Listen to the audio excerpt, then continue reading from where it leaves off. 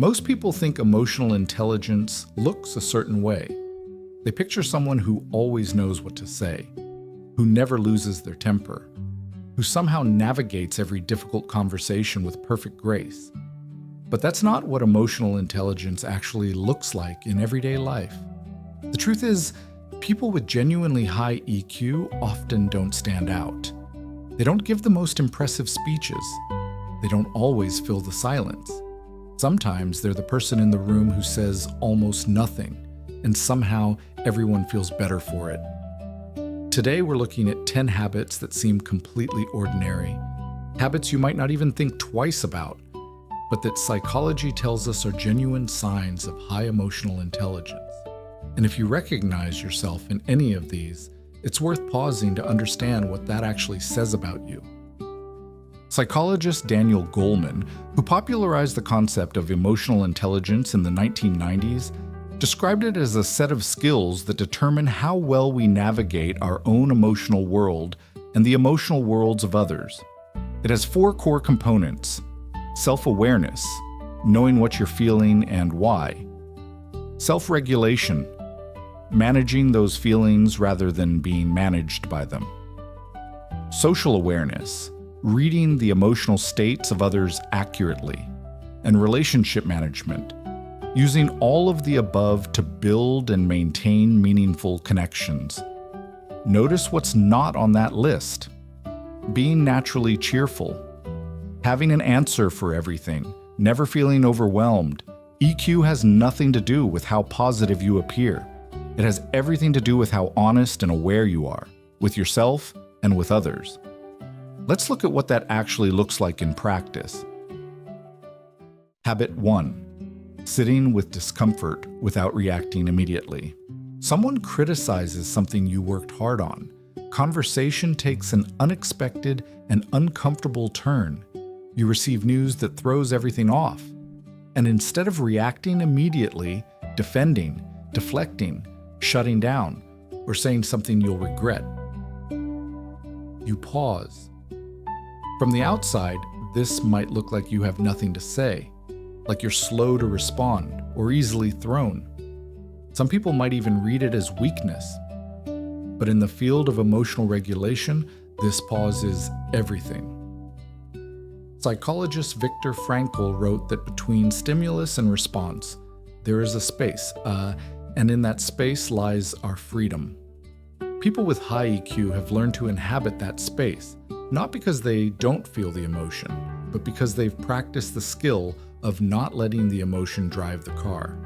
In practical terms, this means fewer relationships damaged by things said in the heat of a moment, fewer decisions made from a place of reactivity rather than reflection, and over time, a track record of being someone people can trust to stay level when things get hard. It doesn't mean you're cold. It means you're in control of something most people aren't: the space between feeling something and doing something about it. Habit 2. Noticing when someone's energy shifts, without being told. You're in a conversation, or a meeting, or dinner, and something shifts. Someone who was engaged becomes a little quieter. A person who seemed fine suddenly seems less fine. Nobody else notices. Nobody says anything, but you do. This is what psychologists call empathic accuracy, the ability to read another person's emotional state from subtle cues, changes in posture, tone of voice, the speed at which they're responding, what they're no longer saying. For people with high EQ, this isn't a performance. It's not something they consciously calculate. It happens automatically because their nervous system has been tuned, through years of paying close attention to the people around them, to pick up signals that most people simply miss. There's a meaningful difference between sympathy and empathy. Sympathy says, "I can see you're in pain." Empathy says, "I feel what it might be like to be in your position." The first requires observation. The second requires something closer to imagination, the capacity to step out of your own emotional experience and into someone else's. People with high EQ do this naturally, and the people in their lives feel it. often in a way they can't quite articulate. They feel genuinely seen, which is one of the rarest things one person can offer another. Habit 3. Taking accountability without spiraling into shame. You made a mistake. Maybe you said something that landed badly. Maybe you let someone down, or misjudged a situation, or handled something poorly. And instead of defending yourself reflexively, or alternatively, collapsing into a spiral of self-criticism, you do something quietly remarkable. You say, "I got that wrong. I'm sorry. Here's what I'll do differently," and then you move forward. This looks simple. It is, in fact, one of the hardest emotional skills there is. Most people, when faced with the discomfort of having done something wrong, go to one of two places. They externalize. "It wasn't my fault. The situation was complicated. You don't understand the full picture." Or they internalize. "I'm a terrible person. I always do this. I'll never get it right." Both of those responses are the nervous system trying to escape the discomfort of accountability. The first by avoiding it entirely. The second by drowning in it to the point where there's no room left for actual learning. High EQ looks like the narrow path between those two responses. It requires enough self-awareness to see clearly what happened, enough self-compassion to not be destroyed by it, and enough integrity to do something about it. People who can do this don't just resolve conflicts more effectively. They grow faster than almost anyone around them, because they're not spending their energy defending themselves or punishing themselves. They're spending it on actually getting better. Habit 4. Knowing when to speak and when to stay silent. Here is a thing that takes years to learn. Not every silence needs to be filled. People with high EQ have an unusual relationship with silence. They're comfortable in it. They don't rush to fill conversational gaps with noise. They don't speak just because speaking is expected. And when they do speak, it lands differently. Because what they say has been filtered. It has been chosen. It means something. There's a concept in communication research called strategic silence. The conscious decision to withhold speech when speaking would be less effective than waiting. People who use it well are often described by others as wise, thoughtful, or unusually easy to talk to. Because here's what happens when someone truly listens, not waiting for their turn to speak, but actually receiving what you're saying. You feel it. There's a quality of attention that communicates. You matter, what you're saying matters, I'm here. This is not passivity. It's a form of active engagement that most people never develop, because most people are too busy constructing their response to actually hear what's being said. Knowing when to speak and when to listen is one of the most underrated forms of social intelligence there is, and the people who have mastered it are the ones others consistently turn to when they need to be truly heard. Habit 5. Feeling your own emotions without being controlled by them. There's a common misconception that emotionally intelligent people don't feel things as intensely as others, that they're somehow calmer by nature, more detached. This is exactly backwards. Research by psychologist Mark Brackett suggests that people with high EQ often feel things more intensely, not less. The difference is not in the intensity of the emotion, but in the relationship they have with it. They feel the anger without becoming the anger. They feel the anxiety without letting the anxiety make decisions for them. They feel the grief without disappearing into it. This is what psychologists call emotional differentiation. The ability to identify and distinguish between specific emotional states, rather than experiencing them as a single, undifferentiated wave of feeling. Someone with low emotional differentiation might feel something overwhelming and describe it simply as, "I feel bad." Someone with high differentiation might say, "I feel disappointed because my expectations weren't met. And underneath that, I feel a little afraid that this pattern is going to continue." That level of specificity changes everything. because when you can name what you're actually feeling with precision, you can address it. You can understand its source. You can decide what it actually requires from you. You are not at the mercy of your emotions. You are in conversation with them. And that is one of the most powerful places a person can be. Habit 6. Being genuinely curious about people different from you. It's one thing to tolerate people who see the world differently. It's another thing entirely to be genuinely, actively curious about them. People with high EQ tend to find difference interesting rather than threatening.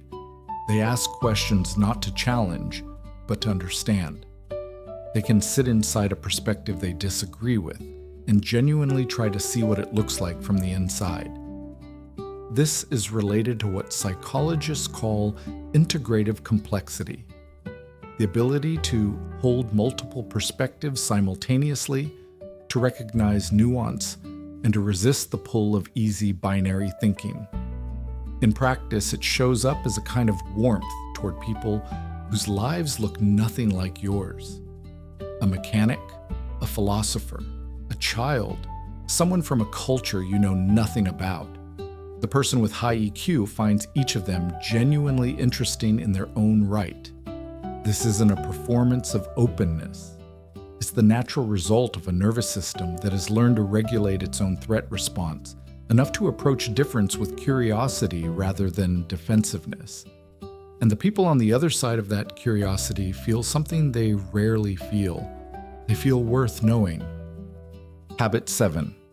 Rethinking your position. When given new information, someone presents an argument you hadn't considered, evidence that complicates something you believed, a perspective that challenges your position, and instead of doubling down or performing agreement while privately dismissing what you've heard, you actually reconsider. This is rarer than it sounds. Psychologists call the resistance to it identity protective cognition, the tendency to reject information that threatens beliefs we've tied to our sense of self. When we believe something strongly and that belief gets challenged, the brain often responds as if it's under threat. The emotional reaction is almost indistinguishable from physical danger. People with high EQ have learned to separate their identity from their current beliefs. They can hold the position, I believe this. I have new information. I am updating. Adam Grant, in his book Think Again, calls this the ability to think like a scientist, to treat your own beliefs as hypotheses rather than conclusions, to welcome disconfirmation rather than fear it. In a world that rewards certainty and punishes doubt, the willingness to change your mind based on evidence is not weakness. It is one of the rarest forms of intellectual courage there is, and it is, without exception, a mark of someone who cares more about what is true than about being right. Habit 8. Setting limits. Without guilt or lengthy explanation. No, I can't do that. That doesn't work for me. 3 short sentences. And yet, for most people, they are some of the hardest words in the English language. People with high EQ have learned something that takes most of us decades to understand. A limit is not an attack. It is not an accusation. It is not a statement about the other person's worth. It is simply information about what you are and aren't available for. The guilt that most people feel around setting limits comes from a belief, usually formed early in life, that other people's comfort is more important than your own boundaries. That saying no means you're selfish or unkind or a bad friend, partner, or colleague. High EQ involves seeing through that belief, not because you don't care about others, but because you understand something counterintuitive. Relationships built on self-abandonment are not more loving, they are more fragile. They breed resentment. They break down. The person who says yes to everything eventually has nothing left to give. The person who says no when they mean no, kindly, clearly, without elaborate justification, builds relationships that can hold real weight. A clear no, delivered with warmth, is one of the most emotionally intelligent things a person can say. Habit 9. Sitting with someone's pain without trying to fix it. Someone you care about is going through something painful, and you sit with them, not with solutions, not with silver linings, not with the next step or the lesson to be learned or the thing they should try. Just, I'm here. I hear you. This is hard. The instinct to fix is one of the most common responses to other people's pain, and one of the least helpful. Because what most people in pain actually need is not a solution. It is the experience of being witnessed, of not being alone in it. Psychologist Brené Brown has written extensively on the distinction between empathy and sympathy. Sympathy maintains distance. I can see you're in pain, and here's a perspective that might help. Empathy closes the distance. I'm going to come down into this with you and just be here. The second is vastly harder. It requires tolerating another person's pain without reaching for the exit, either by minimizing it, reframing it, or solving it away. It requires staying in discomfort when every instinct says to move toward resolution. People who can do this are the ones who others call at 3 a.m, not because they have the best advice, but because when you're with them, you don't feel alone. That is not a small thing. In fact, it may be one of the greatest things one person can offer another. Habit 10. Knowing what you're feeling and being able to name it.